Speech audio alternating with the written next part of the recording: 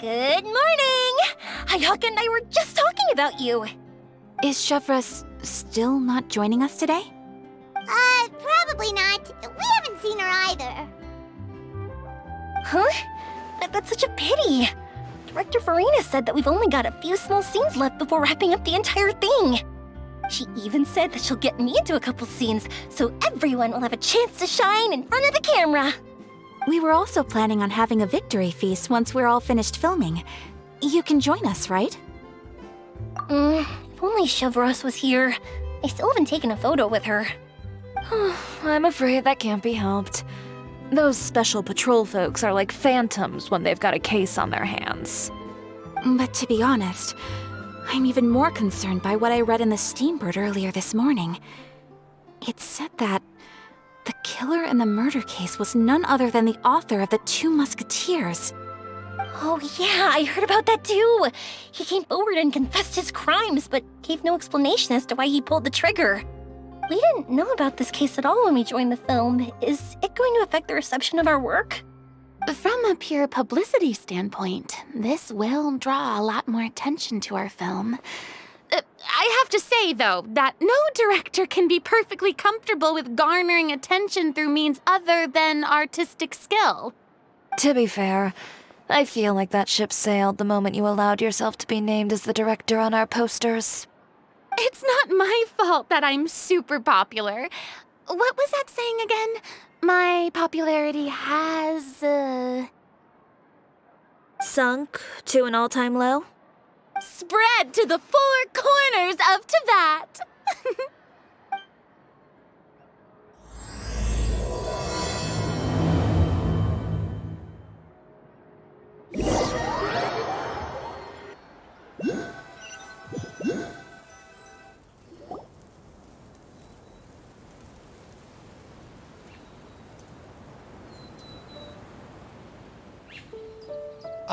Excuse me, everyone. Xavier! Feels like it's been ages since we last saw you. I've been talking non-stop with the Film Association, and I'm absolutely swamped trying to coordinate the film's marketing. So forgive me for not being around more often, but please believe me when I say that I will make sure everyone's hard work gets the exposure it deserves.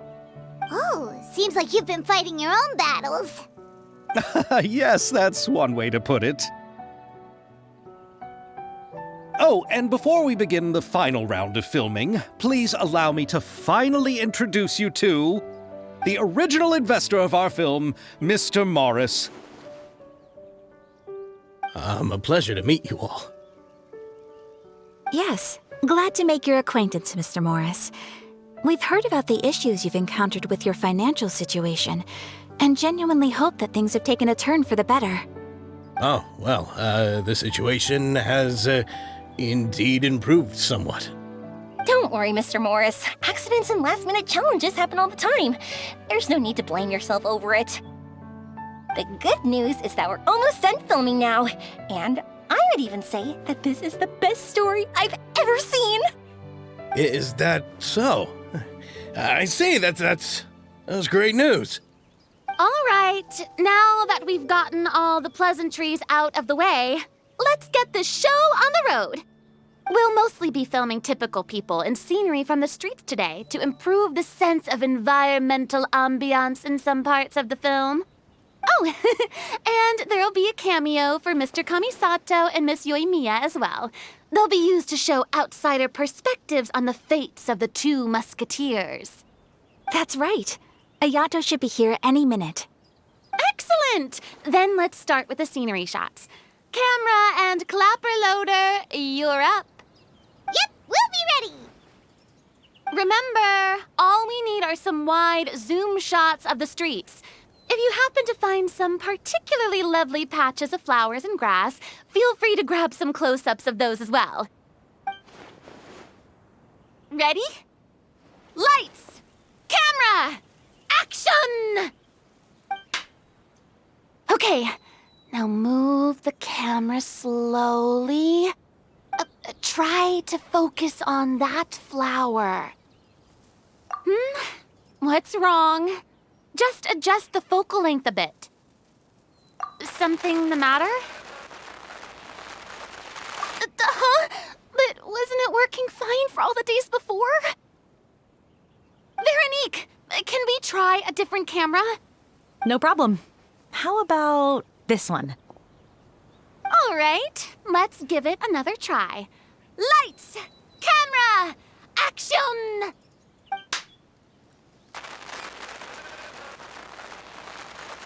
Don't tell me. This one is broken too? Veronique, do we have any other spare ones we can use? I'm afraid we only brought these two today. What? Then go find a workshop to get them repaired right away. Oh, and you too, Bono. Go find our spare camera in the warehouse and bring it back to the set. On it. Greetings, everyone. My apologies for the delay. Is something the matter, Ayaka? It seems like there are some issues with the filming equipment today.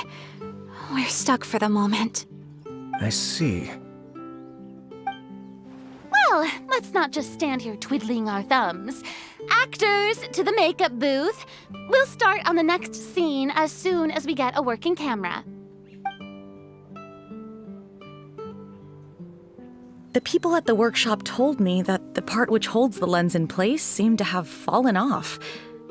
That's super strange. It was perfectly fine just yesterday. Well, no time to dwell on that now. Let's get back to filming. Ahem! Quiet on set! Places, everyone! Lights! Camera! Action! By the way, have you heard about that recent murder case? Yes, I have. It seems that they've caused quite the commotion in the city. I heard that the chief of the guards is so mad about not catching the culprit that he's about to explode. Oh? I find that quite hard to imagine, considering how he already looks most days. Director, we have a problem. Oh, we're in the middle of a take! Couldn't you wait until we wrapped up this scene? No, Director, our film, all the finalized film that we've been keeping in the case has disappeared. Oh, wait, what did you say? Mr. Bono, please take me to where the film was kept right away. I'm coming too. No, Yoimiya, you have to stay here. Oh. Okay, listen up. Everyone who's not working on this current scene can go with Bono to look for the film. Everyone else, stay put and wrap up the scene. Unbelievable. How could all these problems happen in just one day? We're back. How did it go? Did you find the film? We found it in the sewers. Huh? In the sewers? Is the film still okay? We discovered it just in time, so we should still be able to salvage it. The others are checking now to see if we lost any specific scenes. You scared me for a moment there. I nearly thought we had lost everything. I really don't want to experience that feeling of despair again. Okay, but who could have stolen the film and dumped it there? Could it be, some competitors working on other films? But if they wanted to harass us, why wait until the last day? Okay, we don't have time to really look into it right now. Let's strike while the iron is still hot and wrap this thing up once and for all. Yeah, let's finish it.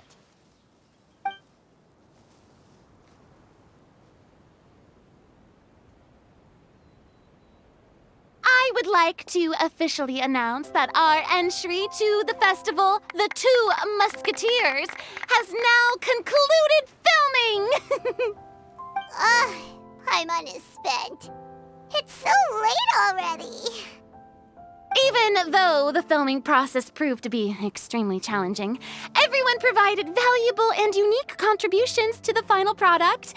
Thank you all for your dedication and support. And just like Director Farina, I would also like to extend my most heartfelt thanks to all of you. Really, you've all helped me so much. All right, let's save the awards speech for later, and hopefully also get some rehearsals in before the real thing. Anyway, now it's time to party! Let's all make our way to the beach and have a celebration feast so loud and fun that even the blubber beast will want in. Party! Party! Paimon wants to party!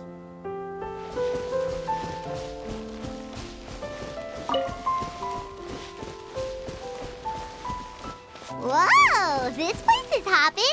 Everyone's finally getting to relax after wrapping up the film. Let's go chat with someone! I was thinking, if this film turns out to be a success, could I ask the two of you to stay and be a part of my crew? Of course, I'll definitely increase the pay for next time. I'd be more than happy to, Mr. Xavier. Thank you for the offer, Mr. Xavier. But I've made some plans to go on a journey to the other nations once the festival is over. Is that so? Well, then in that case, bon voyage, Miss Veronique. Please feel free to get in touch once you've returned to Fontaine. Farina! Oh, my darling clapper loader and camera operator. You've both worked really hard. Paimon thinks you worked even harder than us. Honestly, Paimon was getting a little tired of playing with the clapperboard by the end of it. Worst of all, Paimon started having dreams of you shouting, "Lights, camera, action!" into Paimon's ears. The actual dream can't even start until you've yelled that. Hey, if anything, shouldn't I be more grand and delightful than your dreams? We've been through so much together, and that's how your brain remembers me? That's not Paimon's fault. We've just used the clapperboard too much lately. Anyway, what's most important is that we've wrapped the film. I'm pretty confident that we'll take first prize. Hey, no need to mention the official name. Wait, now that you mention it, if we did win the prize, would Farina just get a statue of herself? Come on, I don't need that kind of attention. Xavier can accept the reward on our behalf. But just imagine! Farina accepting the Farina Award and holding a Farina statue. I'm going back to my dessert now. You all can keep discussing that on your own. What kind of dessert should I try next? Oh, this is turning out to be quite the party. Have you ever seen a fireworks show, Mr. Morris? It's pretty amazing. I'm afraid I haven't, but I'll take your word for it. Hey, Ayato! How's your work been going? Everything went rather smoothly. Thank you for your concern. Ayato told me that we've already confirmed the dates for some Inazuma Fontaine cultural exchange events. So the next time we visit, we'll be doing so in our capacities as the representatives of the Yashiro Commission. Oh, that's great! Then maybe Paimon will be able to find Fontaine detective novels in Inazuma from now on! Oh, wait, wouldn't Yae Miko get upset if that happens? That would be stealing some of her business. You've got a point. She's always complaining that light novels have become bland and too predictable after all. The cultural exchange won't only feature literatures of both nations, of course. We have also made plans for cross-cultural engagements in the fields of gourmet cuisine, toy making, and artisan craftsmanship. Whoa! Paimon's getting super excited now! When the time comes, be sure to visit and participate in all the events. I wish we could have spent some more time here. Don't worry. It won't be long before we're back again. Chiori! Hey, you two. Are you not really into these kinds of big social occasions? Not particularly. But this is still better than Fontaine Fashion Week. But if this film becomes a big hit, people will definitely come flocking to your shop. Yes, that's highly likely. As long as the film can premiere as planned. Are you still worried about the case? That and all the obstacles we had to face today. You're right. It's as if all our bad luck just manifested at once. But why today of all days? No, it's nothing. We've already delivered the film to the editors, so there should be nothing more to worry about. How are you doing, Mr. Morris? You having a good time? Well, you could say that. Do you happen to know when the party is scheduled to end? Judging by how much fun everyone's having, I'd say probably not until well after midnight. Is there something that you still have to take care of at home, Mr. Morris? Oh, well, I'm just not a late night person, so I might take off shortly. Oh no! Silly me. I almost forgot something super important. Oh, what is it? I prepared a whole batch of fireworks for the party, but I forgot to bring them over from the warehouse. Fireworks, you say? Well, that's, truly a pity. Sorry things didn't go as planned. Could you help me carry them over, Mr. Morris? I won't be able to fetch all of them by myself. Me? Are you sure that you can't find anyone else? I just wanted to make this a surprise for everyone. The warehouse isn't far from here. We'll be there in no time. Pretty please, Mr. Morris. These are some of the best fireworks I've ever made. So I also want you to see them before you leave. They're stunning. I promise that they'll be a once-in-a-lifetime experience that you'll never forget. But... It's okay. Just come with me. If we're sneaky enough, nobody else will see us leaving. All right. The warehouse is right over here. I moved the fireworks there in advance, so it shouldn't be too much work bringing them back. It's still a ways away from the party. Sorry about that, Mr. Morris. It's probably because I'm used to carrying fireworks all the time, so it doesn't feel like a lot of work to me.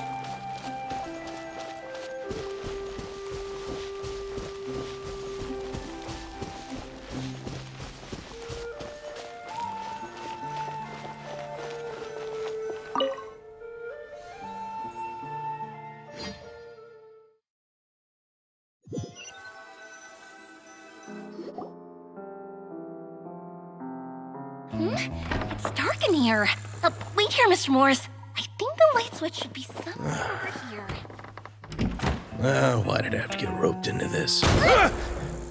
What was that?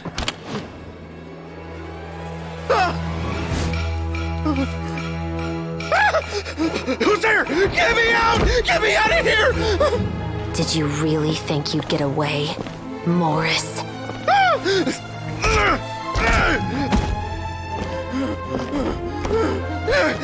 You've got the wrong guy. It wasn't me. I'm not the killer. You know, Eliza died a far more heroic death than this. She fought your assassin to the end, to save the children she had hidden beneath the floorboards.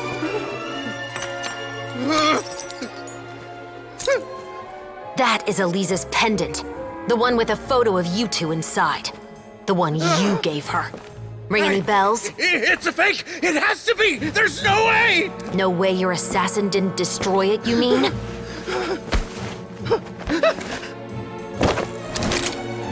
Did you ever love her, Morris? Or was killing her always the plan? No, please. Listen to me. I told Eliza to keep us a secret. I paid her plenty for her silence. I never thought she'd keep the child. Everything was gonna come out, and I had no choice. She'd force my hand. No! I'm begging you. I have money. Just name your price, please. You can keep your Mora, and you can go to hell.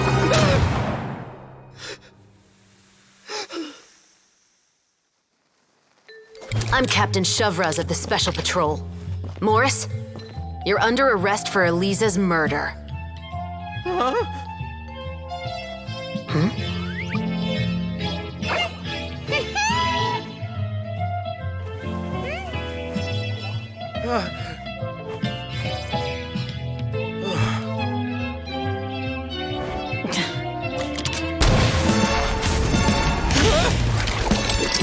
You're You're under arrest too, prop manager Veronique. Or perhaps I should call you the second musketeer.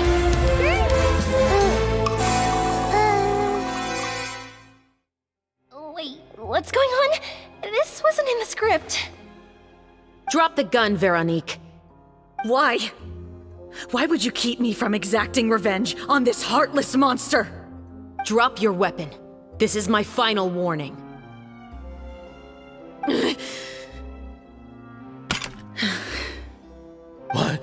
What is going on? Do I have to spell it out for you, Morris? Everything that took place just now was staged to get you to confess the truth. But this last part is all improv, of course.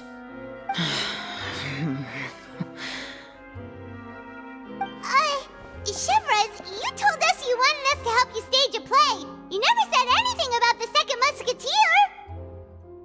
It's because even I had no way to confirm my theory until now.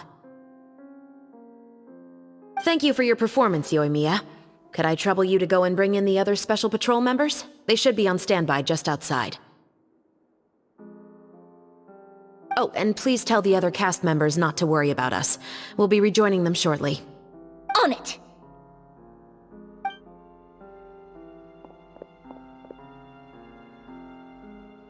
So what do you think, Morris? Care to talk about what happened 20 years ago? My patience is limited, you know. Don't force me to take you back to the interrogation room. I'd wager that you wouldn't last for more than a minute in there. With the recording we made, you have no chance of winning in court. Cooperating with us now is the most practical move. All right. I'll talk.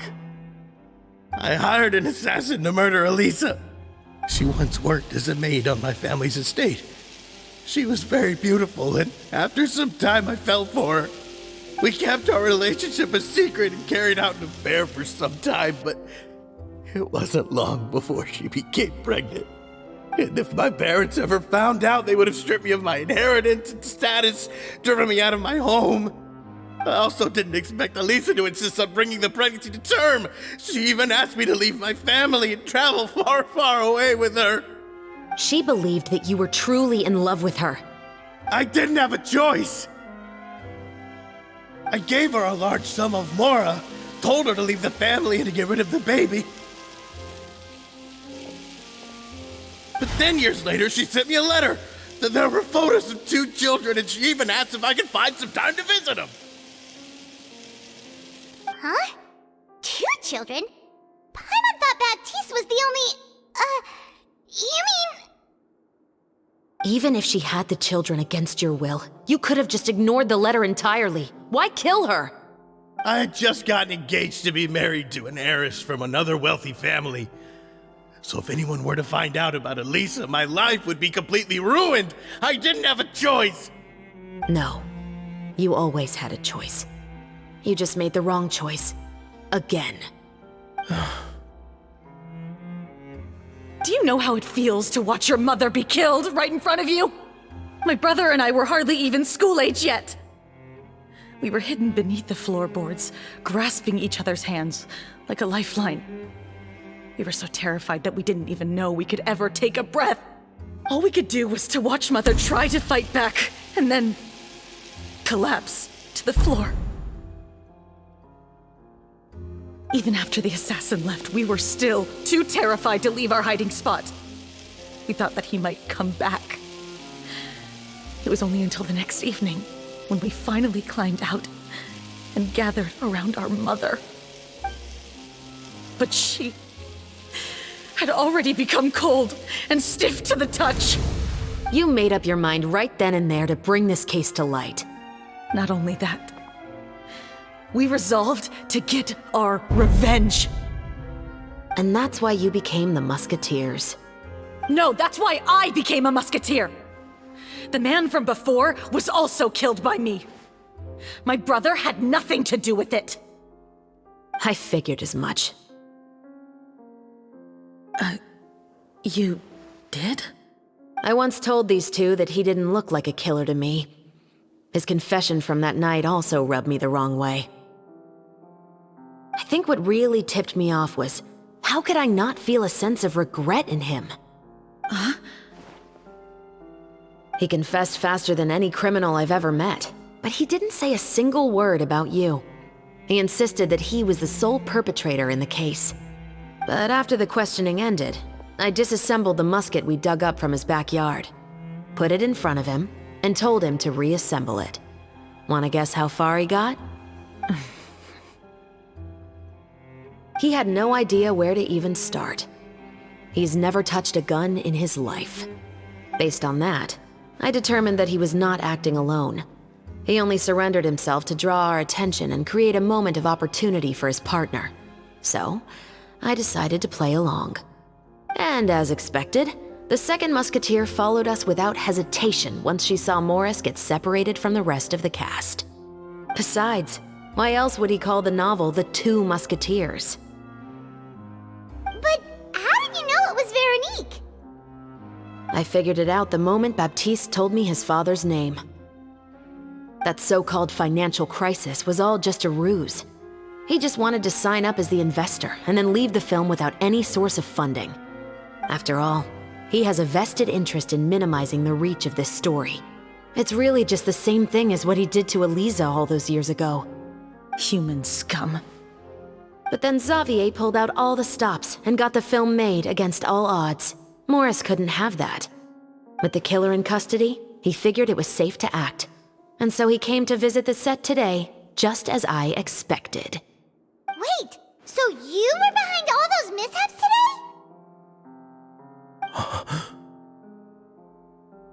As for the identity of the second musketeer, I assumed they'd probably stay close to Morris and look for an opening.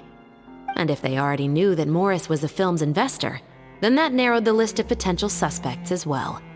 Furthermore, being the props manager would allow the culprit to avoid scrutiny by purchasing mechanical parts in the name of the crew. With that hypothesis in mind, I went back to check Baptiste's orphanage adoption records. Guess whose name I saw on the same page, just a few lines from his. My brother. He trusted you. As in, he trusted me to perform the deed on his behalf? He trusted you to stand on the side of justice. I am. I thought you could do it as well. Oh, the look on your face when you told him to go to hell. I really thought you'd put a bullet in his brain. You know what he has done. Are you telling me that you'd rather see him spend the rest of his life living like a king in the fortress of Meripede? I will never be able to forget the feeling of my mother's cold, lifeless hands. And you would call this ending fair? Is this what you call justice? I won't lie, Veronique. I did hesitate when your brother first told me about the truth. I wondered. I agonized over whether I should really put a bullet in his head. So why don't you? Because that should never be how justice is carried out in this world. Perhaps, to you, justice is simply reciprocated. An eye for an eye, and a life for a life. But everyone has their own understanding of justice. If everyone were to pursue their own definition of it, there would be no more order in this world. Today, you'll kill Morris, and tomorrow, his children may come for you. The world cannot render judgments based on a desire for revenge. That will only lead to a cycle of revenge, as well as the destruction of order and civilized society. Fontaine is founded on a set of laws and a standardized code of justice. That is why we are the nation of justice. But with all that said, I will promise you this. Morris will not lead a cushy life in the fortress of Meripede. Chevrus, the rest of the special patrol is here. Thank you so much, Yoimiya. Letelier, Terena, please take them away.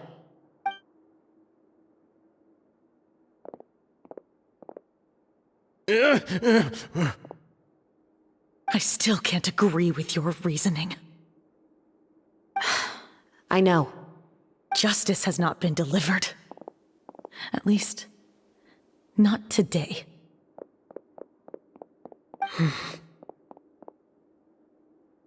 Chevras. Let's go. We should give an explanation to the crew. Thank you for your concern. I'm fine. I'm just thinking about the things in life that have driven people to take justice into their own hands.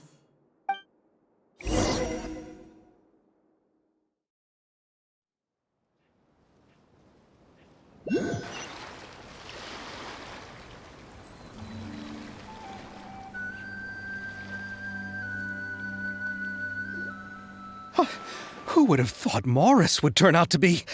I'm at a loss of words. How could he have done something like this? I'm just glad that you're all safe and sound.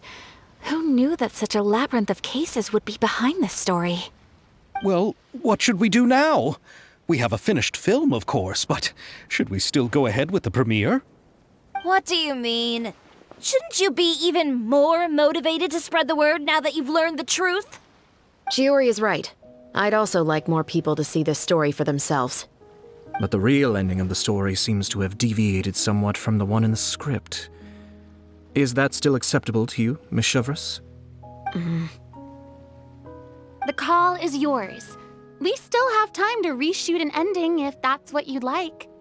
No, it's fine as is. I like what we have for the catharsis. Romanticism is what gives works of art their appeal. Fiction is able to explore means of restitution that could never work in real life. Just like the real world, the world of stories also has its own set of rules and justice. These different possibilities are what initially drew me to reading in the first place. Sounds good to me. I support your decision. What about Veronique? Will she be okay? She will soon face her judgment alongside her brother and Morris. If I had to guess, they'll probably all be sent to the fortress of Meripede. I'll make sure to give Risley a heads up about it. Oh, you mean that kind of heads up? Exactly. Ahem. All right, then the matter's settled. Now that everything's been taken care of, there's no reason for us to keep looking all gloomy and grumpy. Let's get back to the feast and enjoy each other's company. We'll be starting the post-production process tomorrow. You should join us, Chevras. You missed the first few hours of the party, didn't you? All right. Count me in. Then I'll wait for you over there. There's still some good news that I'd like to share with Chevras. Traveler, Paimon, could you wait for me by the sea after the party ends? I'd like to go on a brief walk with the two of you. Thank you very much.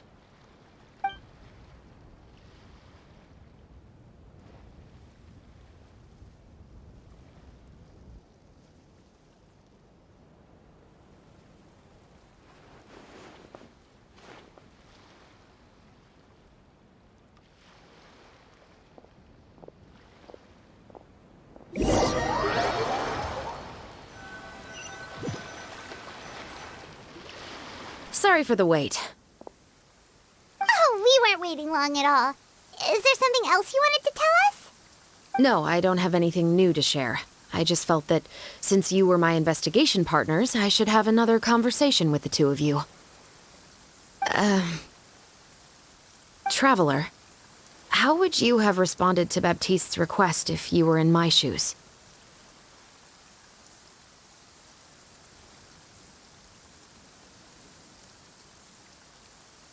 Is that so? Well, thanks for sharing. When I was young, my father often took me here to swim. We'd come rain or shine, even when it was freezing cold. He told me that swimming was the best activity to train one's strength of will. You could never give up before reaching the shore, especially when the water was cold. Oh? Why's that? Because the moment you give up would be the moment you die. At that point, I still hadn't received my vision. One winter, the chilly wind felt almost like knives on my skin, and the seawater was so frigid that it numbed my toes the moment I stepped in. I cried and begged my father to spare me from having to swim across, but he wouldn't listen. He used to be a member of the Special Patrol as well. You could say it was his way of educating his children. That sounds awful. When he saw that I wouldn't stop crying, he just picked me up and tossed me into the icy water. The bone-chilling cold took away my senses. I couldn't feel anything but fear and rage. I waited for my father to save me, but one look and I knew he'd already started swimming for the opposite shore. I realized that if I were to give up, I really would die right then and there. I used all of my strength to try and catch up to my father. Those few minutes felt longer than my whole life up until that point. I did, however, make it to the other side. I've never felt afraid about anything in my life after that, nor have I ever cried again. That way of teaching would have never worked on Paimon. Yeah, I don't think that was the right method for anyone. It's just that, working now as I am in the pursuit of justice, I still sometimes feel like I've been tossed into that winter sea all over again. The anger and the helplessness. Chevreuse. But the worse I feel, the more I know to never give up. The alternative would be to forever lose myself among the waves. Anyway, how about a race? Neither of us will drown, but we can still see who swims faster. You guys go ahead! Paimon will grab the clapperboard to mark the start of the race.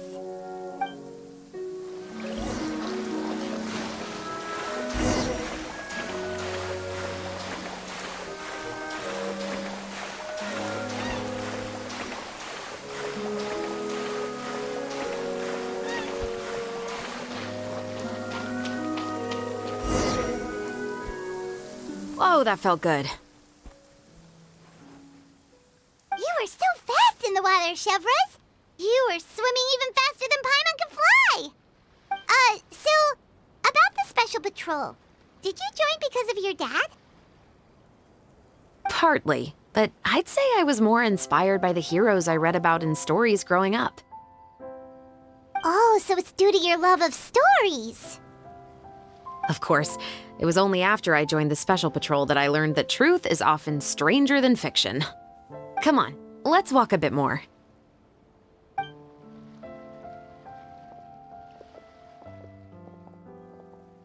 To be honest, I do sometimes question whether the decisions I make are the right ones. But I know that no matter what, I must keep swimming. Because the only thing I've got my eyes on is the shore in the distance.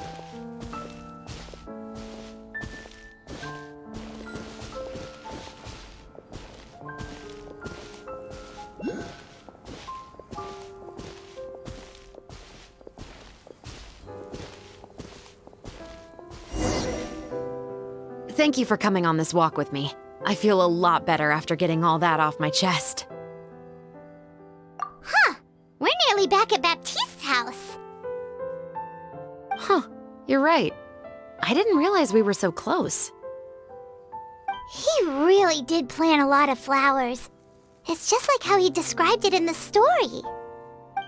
Huh? Wait. Paimon, Traveler, look! The rainbow roses in the garden. They're in full bloom now.